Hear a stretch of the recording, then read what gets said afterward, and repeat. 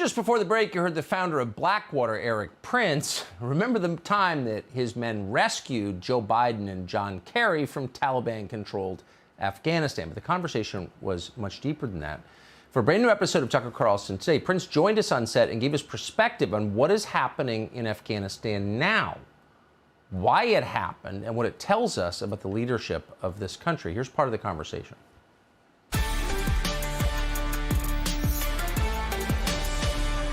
What effects does this have since, I mean, you've worked in a lot of different countries and likely still are. What effect is this going to have on the rest of the world? I mean, there are pretty clear lessons from this, are there not?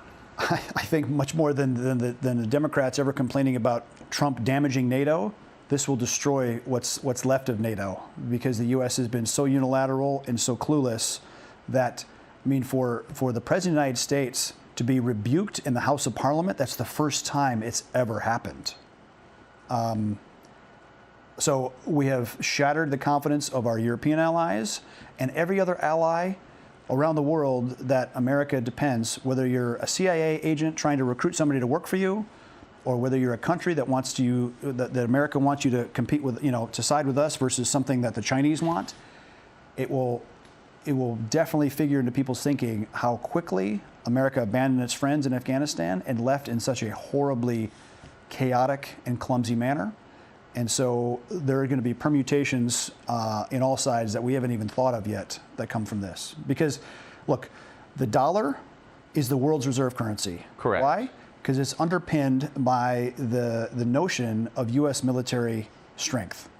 And what we're seeing unfold in Afghanistan over the last 20 years and over the last few weeks and next 2 weeks really does not show well. I'd called, 3 years ago, let's prevent the helicopter off the rooftop moment in Saigon. And that's exactly what we got. So you mentioned our status as the holder of the world's reserve currency. So that is central to our economy as we... Central to our economy, because we deficit spend, and we can keep doing that because we can just print more and more dollars. When people don't regard the United States as the sole, as the Pax Americana goes away, right, and they don't have the confidence of the dollar, that has massive trickle-down implications to our economy and to our way of life. No reserve currency, collapse of American economy, total reset in our standard of living, completely different country. Suddenly we have to live within our means. Yeah, right. So we're not capable of doing that. The abolition of the welfare state. I mean, massive, massive changes. Far greater convulsions than the Great Depression or any other civil unrest we've had in America. So I guess the bigger point you're making is that when the country in control of the world reveals itself as weak, the world becomes much more volatile. When it reveals that it's defeated by people using 70-year-old weapons that are living in a mindset of the 6th century, that maybe that U.S. military is not quite as capable as they espouse themselves to be. Maybe as the cosplay people describe itself to be. Total informational awareness. I don't care how much surveillance you have. What does it do to the reality of the people on the ground? You just heard Lloyd Austin, the former defense contractor now running the Department of Defense, that the real threat he would like to remind all of us is white supremacy in the United States. It sounds like maybe there's a shift, having been defeated by the Taliban, to the real enemy here at home. Do you worry about that?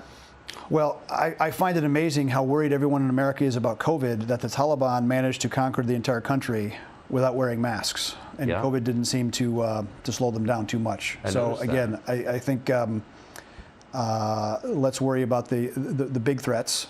And yes, COVID can be taken seriously, but we don't need to shut down the economy. The American economy, the machine, people have to get back to work and back to school and to keep on living. Erik Prince, one of the most knowledgeable people in the world on the subject of Afghanistan. That full conversation is on foxnation.com. Tucker Carlson Today. Hey, Sean Hannity here. Hey, click here to subscribe to Fox News YouTube page and catch our hottest interviews and most compelling analysis. You will not get it anywhere else.